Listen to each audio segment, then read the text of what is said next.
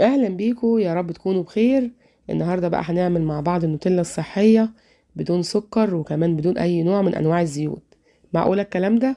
ايوه، هتبقى حلوه جدا وطعمها تحفه. تقدري تعمليها بقى سندوتشات للولاد او تحطيها كده على الكيكات الصحيه اللي احنا بنعملها مع بعض.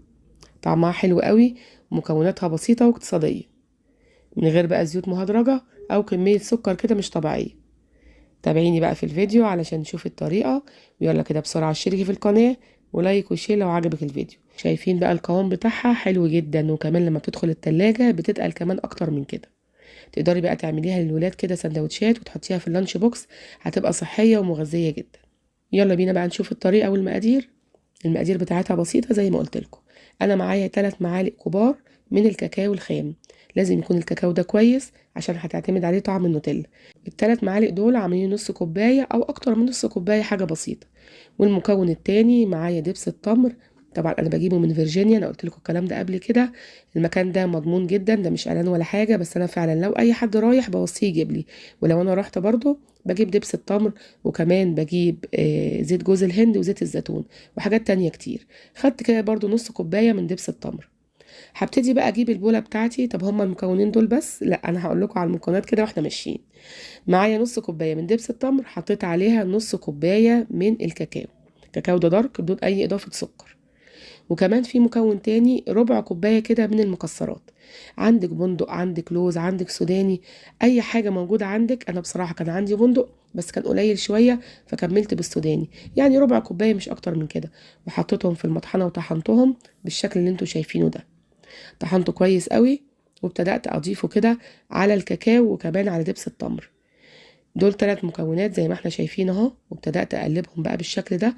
ومعايا نص كوباية مية مغلية. اهم حاجة تكون مية مغلية علشان لو في اي تكتلات من الكاكاو او من زبدة فول السوداني تفك معايا بسرعة. هبتدي بقى كده اضرب بالمضرب اليدوي زي ما انتوا شايفين، وكل ما انا بضرب المكونات بتاعتي بتتقل. هوريها لكم دلوقتي. يعني في الاول كده كانت سايله خالص، بس مع الضرب هتبصي تلاقي المكونات بتاعتك تقلت. بس بجيب كده الكاكاو اللي على الاجناب وهبتدي اضرب تاني. بصوا بقى تقلت معايا ازاي. شايفين شكلها تحفه، شكلها مغريه جدا وطعمها كمان احلى من شكلها. وكفاية ان هي صحية وكمان اقتصادية، عملناها في البيت كده بطريقة سهلة. ومكونات احنا عارفينها، من غير بقى زيوت مهدرجة. الزيوت النباتية دي مش حلوة خالص، ولا 10 كيلو سكر. بصوا كده اتبقى كده معلقة او معلقتين من المية. دي بقى المكونات زي ما انتوا طلبتوا. حاولي تعملي لها بقى سكرين شوت. هي ربع كوباية من زبدة فول السوداني. حلو قوي كده. هاخد بقى النوتيلا بتاعتي وهبتدي كده اصبها.